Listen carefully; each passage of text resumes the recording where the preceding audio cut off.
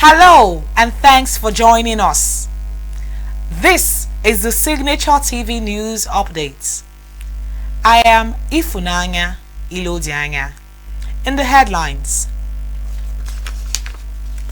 Tony Ojukwu says the experience required to excel will be learnt on the job. Fight against corruption requires collective responsibility. Stakeholders. IPOP, Uzodinma meets Air Force boss and vows to flush out bad eggs. Now the details. Tony Ojukwu, the Executive Secretary of the National Human Rights Commission, said, experience required to excel in one's set goals will be gotten on the job and strengthened with further research and learning. Ojukwu made this statement while addressing the chairperson and members of the Commission's Governing Council at an ongoing retreat in Abuja. Ojukwu outlined the issues to be addressed in the retreat as structure and strategy, institutional and procedural framework, performance, improvements and reforms, human rights promotion and agenda setting. Here's the report. Ojukwu, while thanking partner organizations of the NHRC, said such partnership made the job of the Commission even more seamless. As you are aware, the retreat of this nature is key to understanding the operations of the Commission and setting our priorities right. It is therefore inevitable to the smooth and focused operations of the Commission. It is also strategic as a management process to start with the retreat before embarking on a serious assignment like the one during the chairperson and governing council members of the Commission. Some of the key issues that will be dealt with in the retreat will start areas like structure and strategy, institutional and procedural framework, performance improvements and reforms, human rights promotion and agenda setting, and a multiple area of other community issues. Whereas it may not be possible to capture all the necessary background information in an inception retreat like this, we have no doubt that the topics today will give the governing council members a head start on the assignment. Most of the experiences required to excel on the job will be learned on the job and strengthened by further research and learning. There is no need to emphasize that retreats of this nature need to be done from time to time in order to improve performance of the council management. Professor Muhammad Tabiu, the pioneer Executive Secretary of the National Human Rights Commission, NHRC, while speaking on the challenges faced by the NHRC at inception, said the commission, which was established in 1995 during the military era, was plagued with unfavorable political atmosphere, poor funding, among others. He said the commission was established to serve as a bridge between the government and its citizens and international communities. Let me speak on some of these challenges. One of them that we all know is the low appreciation and standard or status that was given to human rights under the military regime in those days. You remember one of the first acts of the military when they come to power is to suspend the constitution. And whenever they make any law, they will refer to particular sections of the constitution to say they don't apply.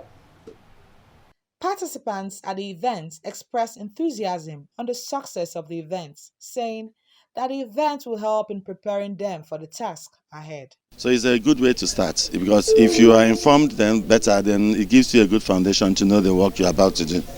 So we are being tutored and educated by working staff and resource persons, you know, so that when we come in, because we're going to end up with a board meeting, so when we come now, we'll be abreast of the situations in the National Human Rights Commission. Then we know our partnering agencies and areas that we have to seek interventions. The retreat, which began on Monday, will last for 5 days. Is the first council management retreat of the 5th Governing Council of the National Human Rights Commission. The retreat, which is slated to end on Friday, seeks to provide a platform for members of the governing body to understand the operations of the Commission. Ifunanya Ilodianya in Abuja for Signature TV. Anti-corruption stakeholders say the fight against corruption requires joint and collective responsibility of all Nigerians. They took this position at the second edition of the Corruption to Follow Us Fight Corruption webinar series on Tuesday. Signature TV's correspondent, Marvelous Obomano, was part of the discussion. The discussants brainstormed on the topic, access to information, a condition for citizen participation. One of the panelists at the webinar, Sayo Samuel Dada, a program officer of Shehu Musa Yaradua Foundation, said those in the business of corruption needs to be encouraged. We actually do have people that are standing up for themselves, people that are taking this fight forward, people that are holding others accountable. Why are we not putting a spotlight on those positive, instances to sort of give hope that, your perception about corruption in Nigeria might actually be false? There are people that could actually stand up with you to say no and shun corrupt behavior. But unfortunately, those stories don't get the spotlight. Another panelist, Samuel Oyemato, a program officer, Civil Society Legislative Advocacy Center, regretted that most public institutions do not have a functional and up-to-date website, while some don't have proper record of their activities. It's also very, very, very challenging, the issue of record keeping. So when I mean the issue of record keeping, so we have citizens, or would I say we have public institutions that don't keep records. The Assistant Director, Freedom of Information Department, Economic and Financial Crimes Commission, Jeff Onyeto, highlighted some of the works the department is doing. We have a lot of projects, advocacy projects with the commission. As you are quite aware, we have the Igbo on radio on the network program of Radio Nigeria. The third edition Follow Us Fight Corruption webinar series will be coming up on October 2021. In Abuja, Marvelous Obomman for Signature TV. The governor of Imo State, Hope Uzodinma, has vowed to flush out unrepentant bad eggs from the state. This was made known in a Facebook post after the meeting with Air Vice Marshal Frank Okpara since the return of IPOB leader Nnamdi Kanu to detention in Nigeria. Separatists allegedly ordered a sit at home on every Monday in the southeastern states of Nigeria. Giving an update of the meeting, the governor said that in the furtherance to collaboration with security agencies for improved security network across the states and other services, he had an interactive session with Air Vice Marshal Frank Okpara, who came on an official visit to the states. In a bid to strengthen and reposition the Nigerian Army for better service delivery, the Nigerian Army Cyber Warfare Command has developed a satellite communications vehicle. Presenting the vehicle to the Chief of Army Staff on Monday at the Chief of Army Staff's second and third quarter conference, the Commander's Cyber Warfare Command, Brigadier General Adamu, said the vehicles have command and control setup, quick internet setup, voice over internet protocol, and surveillance. These vehicles are equipped for effective command and control systems. Among the characteristics that are available in this vehicle is that it has a high frequency and it's a multi-band. It can provide broadband internet. Wherever the person is, he can communicate, he can use his mobile phone, and equally there are phones in the vehicles that are available for his usage. It is easy to mount, and also the system has two motorized systems that can bring up the satellite and also bring it. Actually, sir, this is not a satellite, it's an antenna. But for many people that see around, we call it satellite, but it's an antenna.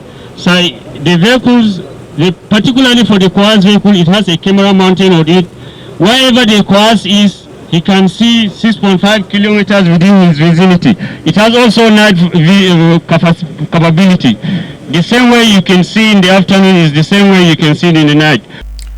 In business, the Institute of Chartered Secretaries and Administrators of Nigeria, ICSAN, is set to brainstorm on the developmental issues around the African Continental Free Trade Area at its 45th annual conference and dinner. At the pre-conference briefing in Lagos, the Vice President of the association, Mrs. Fumi Ekundayo, said the conference themed African Continental Free Trade Area and National Developmental Issues, Challenges and Opportunities is now very topical and critical to the economic success of the nation and continent in general. Therefore, needs to be consistently discussed for better understanding. The keynote address was delivered by Professor Akin Oyebode, Professor of International Law and Jurisprudence, while Otumba Adeniyi Adebayo, Minister of Industry, Trade and Investment, was the conference chairman. On the foreign scene, the President of the United States of America, Joe Biden, will address the United Nations General Assembly in New York next week for the first time as U.S. President. The White House said on Monday that Biden will travel to New York on Tuesday next week to speak at the Assembly's general debates. Biden, since taking office, has relied increasingly on multilateralism when working together with other countries. Leaders from more than 80 countries are expected to speak in person in New York. In contrast to 2020, when the General Assembly was largely conducted virtually because of COVID-19, the coronavirus pandemic, including the issues of vaccination and climate change, are among the key topics expected to be discussed at this year's General Assembly. Now to the world of entertainment. Let's join Blessing Adejo. Hello beautiful people, how you all doing? It's Tuesday evening. I hope you guys are having an amazing time. Well, it's your girl Blessing Adejo. Welcome to another exciting episode of Entertainment News. BB Naija Shine Your Eye housemates were left emotional on Monday night after Big Brother surprised them with a special message from ex-housemate KV. In a short address to the housemate, KV expressed his support for everyone currently in the race for the 19 million grand prize, while confirming that he was strong again. Thanking the housemates for their kindness shown to him during his trying times, the video footage expectedly left the housemates emotional, as this would be the first time KV will address the MCs exiting the show after a few weeks on medical grounds. The fast rising Nigerian singer Tems recorded her second Billboard Hot 100 Top 40 placement with Drake's Fountains. A few days ago, an American record label, RCA, was featured on Drake's album Certified Lover Boy on a song titled Fountains. This came after a Billboard announcement by the Universal Music Group publicized Tems' involvement on Drake's album. She is also set to go on a tour. Nigerian veteran comedian Bright Okpocha, popularly known as Basket Mouth, is celebrating his 43rd year on Earth today, September 14, and he is thankful for all the successful years. Comedian Basket Mouth said, "The world looks more beautiful at 43. Basket Mouth, who boasts of a blistering career in Nigerian's entertainment industry, has lasted over 2 decades, said that the world looks more beautiful looking at it from the 43rd angle. He posted a picture of himself on his verified Instagram page with the caption, "The world looks beautiful from the 3rd floor." The comedian has been getting lovely birthday messages from his fans and colleagues in the entertainment industry. And that's it on Entertainment News for today. I hope you guys enjoyed it. I'm your host, Blessing Adejo. Bye. In sports, Chelsea coach Thomas Tuchel has confirmed that both N'Golo Kante and Christian Pulisic have ruled out of Tuesday's Champions League group stage opener with Zenit St. Petersburg because of injury. The duo will be closing in one return, with Tuchel hoping to have Kante back for selection against Tottenham on Sunday.